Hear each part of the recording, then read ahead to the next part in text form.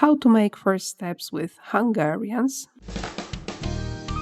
Hi, I'm Monika Hutnik, and I help leaders learn how to lead their international and virtual teams.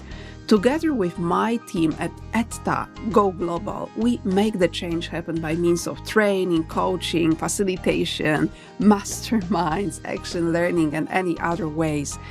This podcast, A Step Ahead, has been created for all who want to grow in such an international, remote environment, who want to grow as leaders, HR, change agents, and simply as humans. I'm inviting you here for discoveries and insights. All recordings and materials are available at www.astepahead.pro.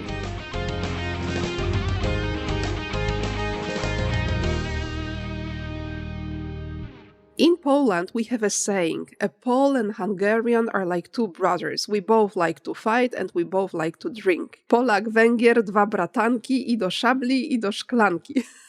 Albo i do bitki, i do szklanki. That's how the saying goes.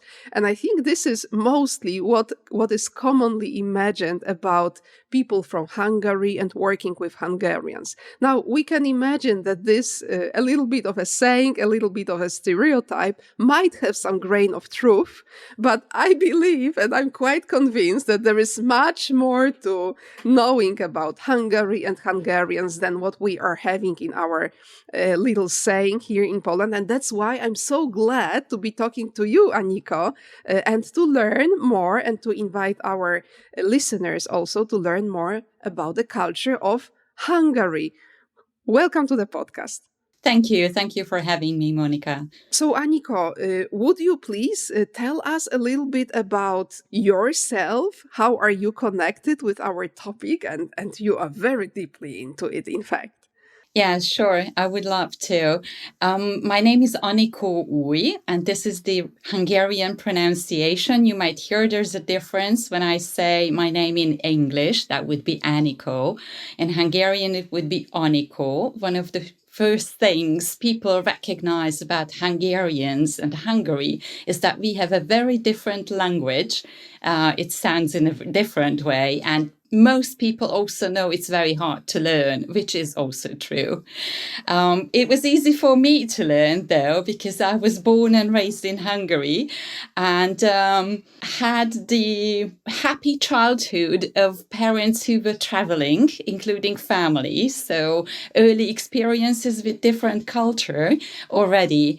I actually went to school in Hungary, my hometown, as in the eastern part of the country, a big flat area. And I started my university studies in Hungary in the business area, learning economics and business administration. And my first professional intercultural experience, if I may say, was when I went to Denmark for a year of postgraduate studies. I studied in Aarhus, international business and cross-cultural communication. Not that I didn't have any cross-cultural encounters before through travels, also visiting relatives from Western Germany at that point. My family had some family members who lived in Munich and the areas around. And as a child, of course, we had them visit, and we also visited Germany. So I had some intercultural encounters before. But the real revelation for me was this first year in Denmark, when I actually learned about what cross-cultural communication means. And then later on, I did my master in Hungary and went to the US for another MBA program. And that was my second, I would say, deeply motivating and inspiring experience, learning and working in a very international environment. We were an international class of 25 people from 12 different countries, basically in a closed group and a closed room for 13 months. It was an intensive MBA program. And clashes between cultures and personalities was something that we lived every day, every week, and I would say immensely enjoyed after we figured out how to deal with these clashes and how to work well together. So that was a truly inspiring experience. And after getting my degree, I started working. I already knew I would like to work in a multicultural environment, and I was looking for the opportunity to join a multinational company, which I did. I worked for one of the global consulting companies for 13 years, based in Hungary, but in a very international team. And that was, again, a very good place to learn about different cultures, as well as start whatever I'm doing right now, start my intercultural trainer career, because I was helping expats who came to work in Hungary to integrate, or at least to get to know, the Hungarian organizations, the working culture, the national culture, and the country as well.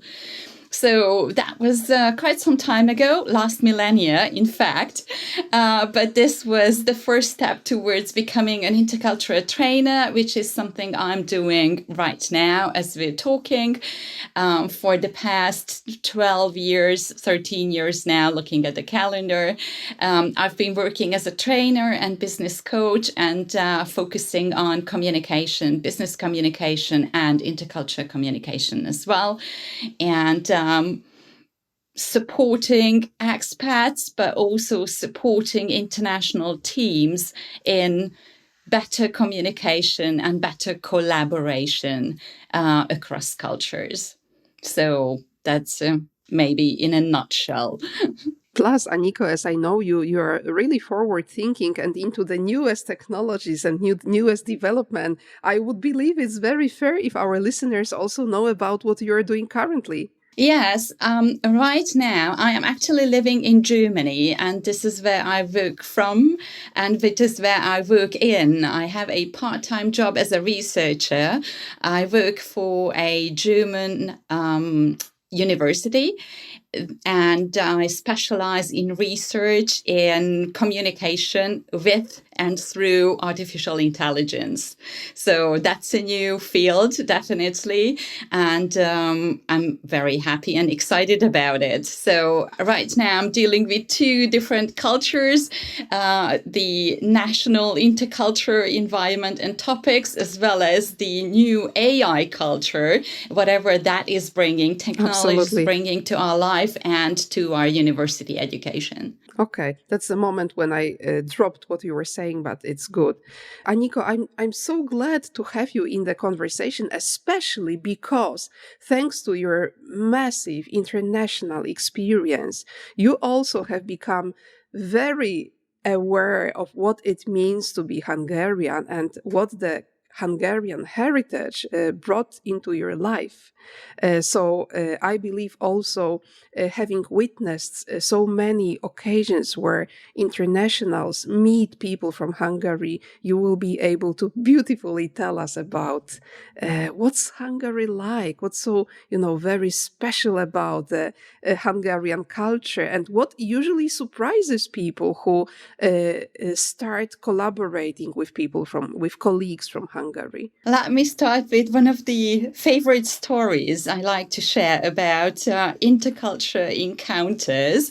I was working with a team of mostly German, but also some multinational or international members of an organization committee for an international event here in Germany.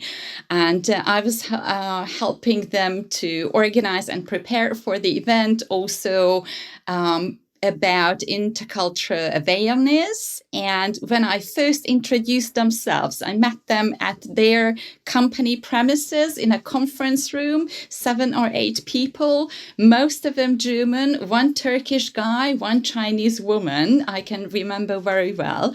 And when I introduced myself and said that I came from Hungary, the very first thing I hear from one of the German members is, Hungarians are not very friendly people. And I was totally shocked. Tell me more. I held my breath for a while because I think of myself as a very friendly person. And I just took a deep breath and asked, okay, what makes you say that? Do you know any Hungarians? And he said, oh, well, yes, we have a Hungarian subsidiary, and we went to visit them last year, and we were there for 3 days. And the first day we went there, everybody introduced themselves, we shook hands, we worked together the whole day. At the end of the day, we shook hands again and went home. And then the next day, we came to the office, and they didn't offer a handshake. That is very unfriendly. And I said, oh, right, now I see what you mean. I think this is one of these very first intercultural differences that we will be talking about as you are preparing for your international events. See, in Hungary, shaking hands is part of the introduction process. So when you first meet people and you introduce yourself, then you shake hands. But you don't shake hands every single morning when you turn up in the office, and definitely not at the end of the workday when you leave the office. In fact, this is what was happening in this German company. This is something that I learned ever since, especially in a blue-collar working environment. It is still very typical amongst men, mostly, to shake hands every morning and every afternoon. And in Hungary, we don't do that. And so this German person, he thought Hungarians were not friendly just because they didn't offer a handshake on their second day. And they didn't make a second attempt to check whether they were friendly or not. I don't know. I think that's a fair point of how curious are you really about people, or how quickly do you make your own decision about, or a judgment, if we like the stronger word. How quickly do you judge people and forget about curiosity, just put them in a box. You mentioned stereotypes. I think this is one of the examples where we could say, yes, the first impression, just put them in the box. And this German person kept Hungarians in his memories as being not very friendly. This was quite some time ago, and since I'm working with many different foreigners, I came to realize he was not the only person who thought Hungarians are generally not very friendly. And it is quite painful for me to say that there is some truth behind that, maybe. So understanding Hungarians may take a little time and some upfront notice, right? Learning about the handshake thing. Is that because we're friendly or not? No, for us, it doesn't have anything to do with that. Another aspect of the handshake is that handshake is more common amongst men or between two men than between women. Especially when you have a man and a woman, we still have the old-fashioned etiquette of ladies first and paying more attention to females or offering small favors. That is part of being polite, and that has nothing to do with sexism. Maybe it would be viewed in a different way in a country where there is more focus on, treating men and women equally. Well, in many ways, we do that in Equally meaning Hungary. in the same way, yes, without In the same differentiating. way, Let's make yes, it clear. yes, right. But in Hungary, we still have the old-fashioned good manners, where it is perfectly okay for a man to open the door for a woman to walk through first, or offer his help to carry something heavy. Things like these, the small favors, these are still part of our behaviors, and it is not seen as sexist, although it may be seen like that in Germany, where things have changed a lot in the past years, right? Absolutely. So understanding these little gestures, maybe small behaviors, it may or may not have something to do with the fact that if we are friendly or not, right? Another thing that many foreigners in Hungary realize is that a lot of people don't smile, or don't smile very often, and definitely don't smile all the time. So especially if you're thinking about Asian cultures, where you'd go for a holiday and you experience everyone smiling at you the whole time and being very kind to you, this is usually not happening in Hungary. And this may add to the fact that maybe Hungarians are seen as not very friendly. Like in the Polish culture, you smile to a friend, to a person that you know. You don't smile so much to a person that you are not familiar with. So the smile comes at a different moment of the relationship. Yes, that may be a similarity. Yes, there are a lot of videos about travel bloggers also traveling to Hungary, and one of the videos says Hungarians don't smile without a reason. I think that pretty much summarizes it. Which, by the way, can help build a real sincere and trusted contact. When you see when the person smiles for the first time, you think, yes, we did it. We are having a real reason for the smile. And I personally Absolutely right. find it beautiful. Yes. And Aniko, I'm wondering, about the language. When people go to Hungary, to what extent do they attempt to learn the language? Hungarian, that's another similarity that we share. We are also very proud of our complicated language, and we Right. try to make it a secret weapon. So how does it work with Hungarian? What have you experienced? Is it really difficult? Is it just how to say, ein Ruf, an image, yes, that it has? It has a bad reputation as a language, a foreign language to learn. I think it is a well-founded bad reputation, and Hungarian as a language is really complicated. And that is because of all the history that's behind that. So how does it impact, the way of thinking? For example, I also lived in Finland for 1 year, which is, a relative. The Finnish language is a relative to Hungarian. And I discovered some interesting features of the language that were also prevalent in the culture on a daily basis. And how does it work with Hungarian, really, as a language? That's a very good question. Many people know that Finnish and Hungarian as two languages are related. Yes, and when you listen to people speaking Finnish, Estonian, or Hungarian, it may sound the same or at least similar to a foreign ear. The funny thing is, we don't understand a single word of what the other is saying.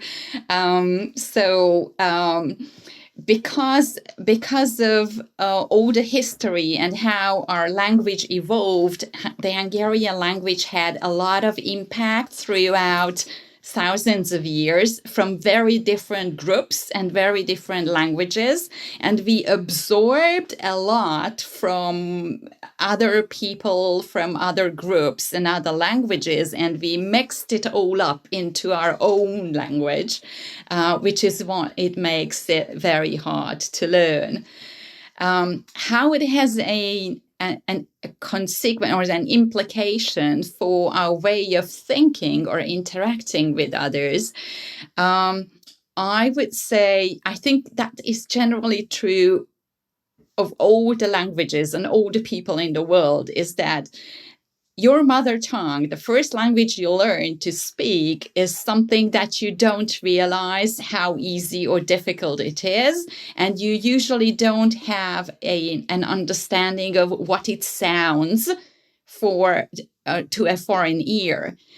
For many people, when you say Italians speaking Italian, they have this mental image that it would be fast and loud and lots of body language.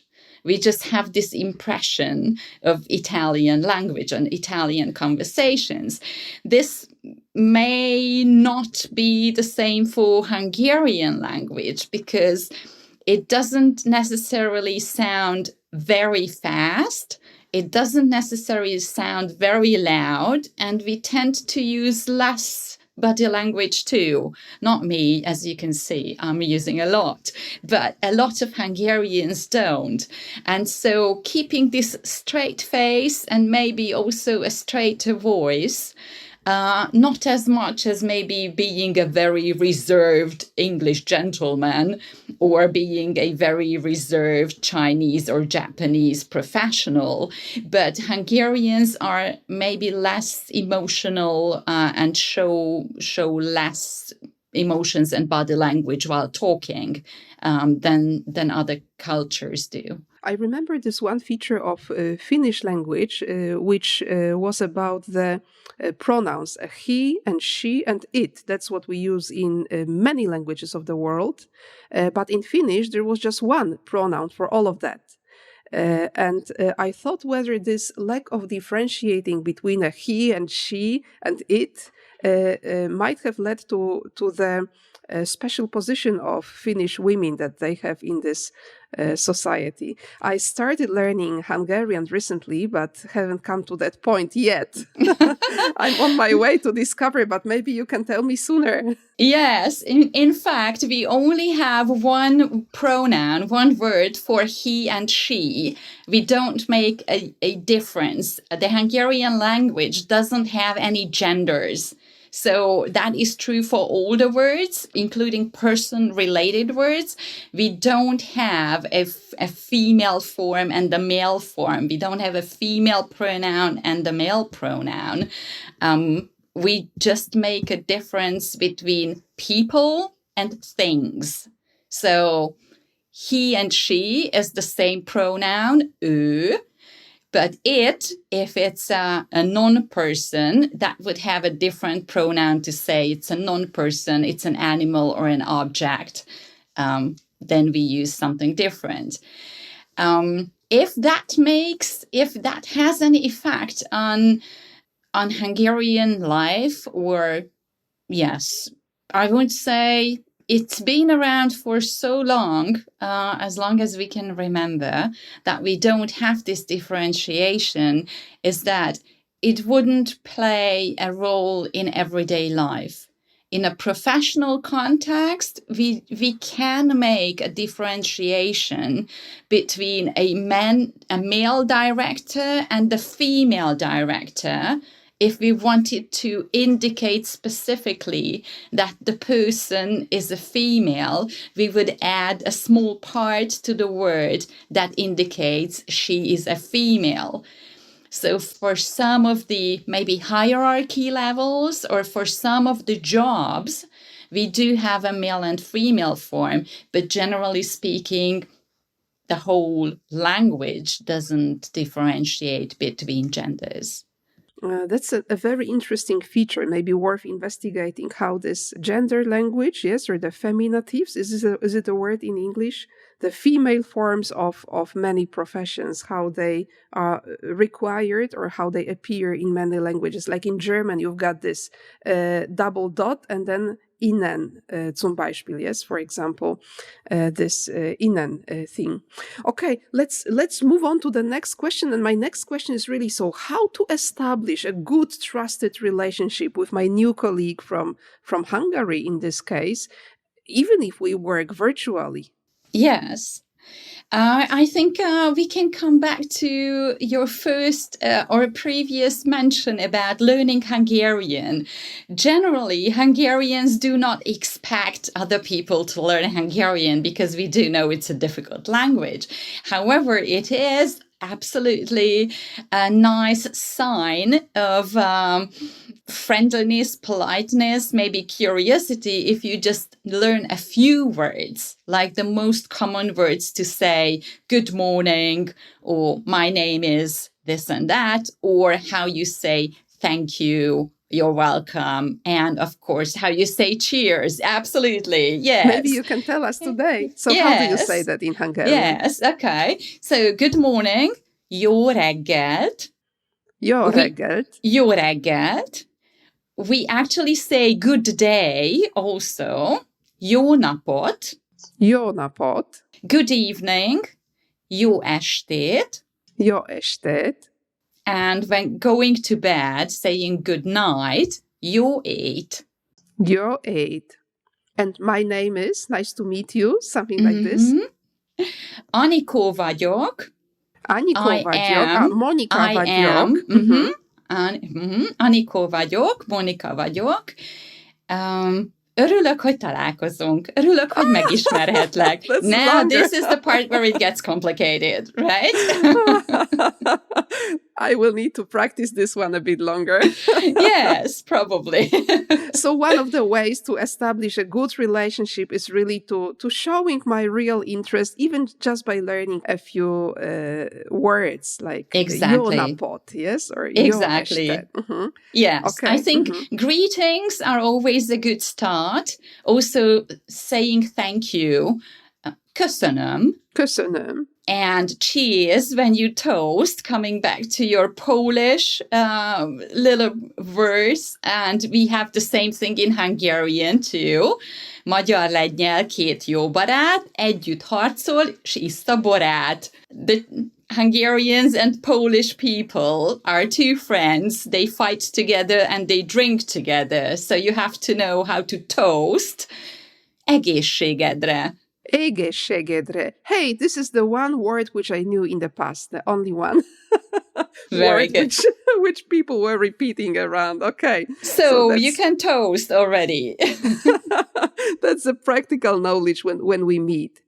Yes. Okay, so a beautiful way to win a little bit of trust through the language. Absolutely. Yes. Hungarians are generally very people-oriented, and that is definitely true for establishing business relationships. You must be prepared to spend some time, or maybe a considerable amount of time, establishing a personal relationship before actually establishing a business relationship or signing a contract. It is important to talk about business, yes, but for many Hungarians, it's more important to get to know the person and build trust. And that would be done through small talk, non-business topics, eating and drinking together. Eating is a big thing in Hungary. We are very proud of our food. We like to take foreigners for a good dinner and eat and drink, socialize before concluding a contract. A few years back, when I was a corporate employee, I also ran a project in the region of Central Eastern Europe, including Hungary.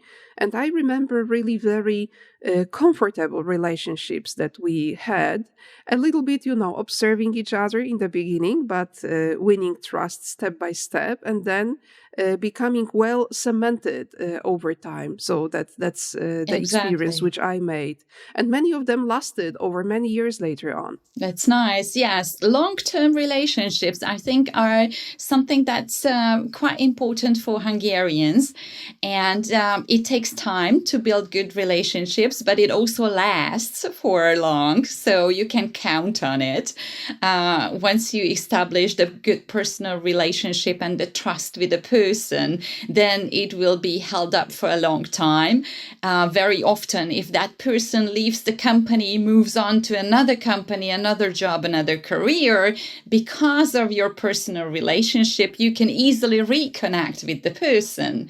And this is one way to do business in Hungary, is that people change jobs, change careers, move across companies. You can still keep up the personal relationship and maybe expand your network through this. Yes, that's very beautiful and something which tells us about investing in the relationships, maybe even to a much larger extent than in some other countries.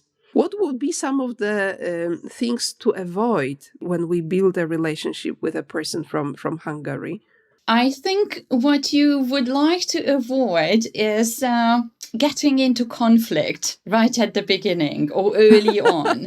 And there are some topics that can be quite conflicting. And I would probably suggest to avoid these topics. One of the harshly debated topics in Hungary is politics in general, and anything related to politics. So no matter if you're talking about foreign politics or Hungarian politics, this can be one of the points where conflicts arise very easily. So when building a new relationship, I would suggest you avoid political topics for the beginning, definitely. Even topics like European Union and, the current politics or situation in the countries, even though we might be very interested in them upfront, maybe we can leave them at a later stage of the relationship. This is what you're suggesting. Absolutely. You can do your research, yes, but start building a new relationship by something that will connect you, looking for commonalities. Looking for shared things, shared events, maybe shared connections, looking for situations that you've both experienced and you can relate to. So establishing a connection through finding similarities and shared interest, I think, is a much better way than talking about politics. Absolutely. What else?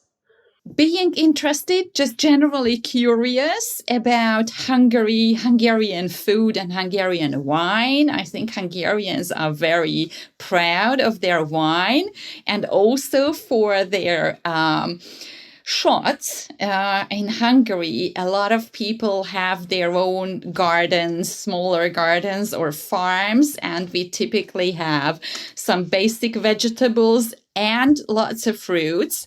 In Hungary, we make jam, fruit jam, or we make distillates and shots from all kinds of fruits.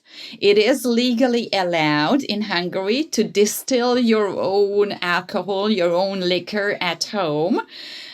This was a very popular move from the government quite some time ago, and it holds up.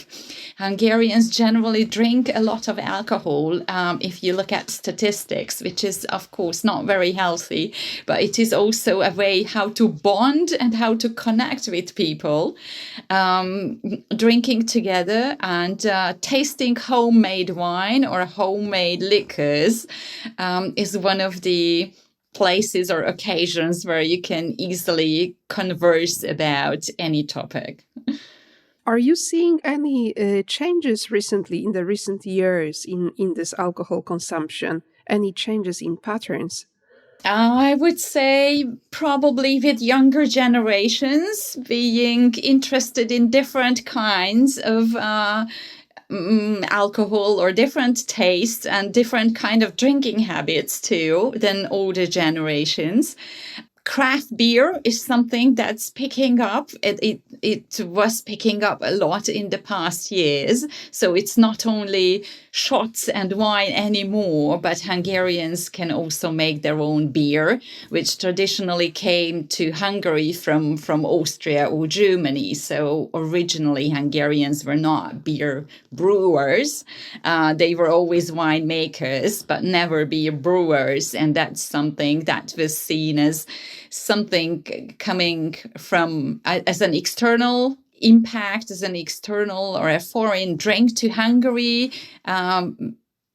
There was a little piece of Hungarian history, maybe. For a very long time, Hungarian people, when they drank beer, they never toasted and they never clinked glasses with beer. And the historical reason for that was supposedly that beer came from Austria, and we had our joint history with Austria. There was a very bloody phase where one of the Austrian generals killed a lot of Hungarians. And because of this special event in history, which was back in 1849, Hungarians didn't toast and didn't clink glasses with beer for 150 years. Now, if you do the quick maths, 150 years is now over, and people actually say, okay, now we had our mourning period, we could come over our grief and forget about this bad episode, and now we are free to cheer and to toast with beer as well. But that just tells you how traditions have also a long history, and they're also long lasting in Hungary. So coming back to your question, are these drinking habits changing? Yes, they are. Are people drinking less in general? I'm just hoping so. I'm not quite sure. But generally speaking, there is more interest in also exploring different kinds of drinks than only traditional Hungarian ones. The recent years have also brought a change in our consumption of alcohol in Poland. What I'm seeing is a new rise of a new sector in beer drinking, and that's alcohol-free beers. I was even in Germany recently looking for alcohol-free beers, and I was surprised that the selection in Germany, a traditionally known a beer country, of alcohol-free beers was very much smaller than what we have developed recently in Poland here, which I think is such a great way of, using this, let's say, tradition of building relationship over a glass of something, plus not getting poisoned with the alcohol. Maybe that's what the young generation is testing in our country now. Well, one of the things about communication is generally talking about direct or indirect style of communication, or whether it is a high context or a low context culture. Do you have to say everything and explain in detail so that people understand exactly what you're talking about? Or is it enough to just say few references and people would understand from the context what is happening? If you look at this scale of direct or indirect communication, I think Hungarians tend to be somewhere in the middle, depending on the situation. We can be very direct in certain situations and say exactly what's on our minds. Unfortunately, this can also be in situations where we are dissatisfied with something and we start complaining about things right away or making negative comments. This is something that would usually come in a very direct way. While in other situations, especially if you're in a group setting and you disagree with someone or something that's been said, you may also experience people holding back and not conflicting others directly. Call it group pressure, call it company culture, depends on the situation. In fact, it is one of the more difficult points of maybe multinationals coming to Hungary and trying to establish their own corporate values, is changing how openly or directly Hungarians approach conflicts. we don't tend to be very upfront about conflicts.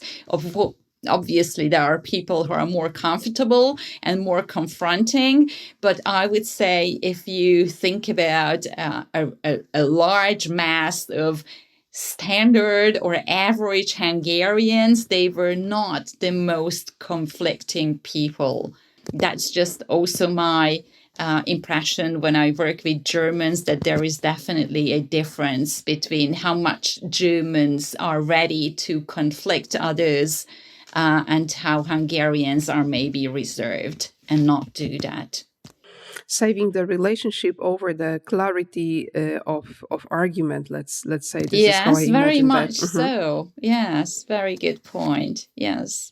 We do have this saying, if you want to give positive feedback, you can do it publicly and in front of a group. But if you want to give negative feedback, then you'd rather do it one-to-one with the person that you are giving the feedback to. You don't need any audience to witness the negative feedback. Absolutely. I realized there might be so many questions to discuss together in relation to the Hungarian culture. We've just opened the first page of a huge book by this discussion. But I'm so glad, Aniko, that we managed to have even this little, glimpse into what Hungarian culture works like and how we can at least establish the first relationship on a good level. Yes, absolutely. Hungarians are also generally recognized for being complaining people, but we rather complain about things that we don't like in general or something that affects us personally, and not have the intention of offending other people. It's just we tend to have this complaining culture. Yes. Another thing that connects us, I think this might be something common to this part of Europe, by the way. Aniko, as a closing word, what would you make as a concluding statement about working with people from Hungary? Be curious. Ask questions in good faith. Smile. I think you have chances of getting a smile back, and explaining that you would like to learn more about them, and showing that you're willing to build a relationship and establish trust. I think these are the most important first steps in getting to know Hungarians and really establishing a good working relationship. Thank you so much for being my guest today. Yes, thank you for having me. It was my pleasure.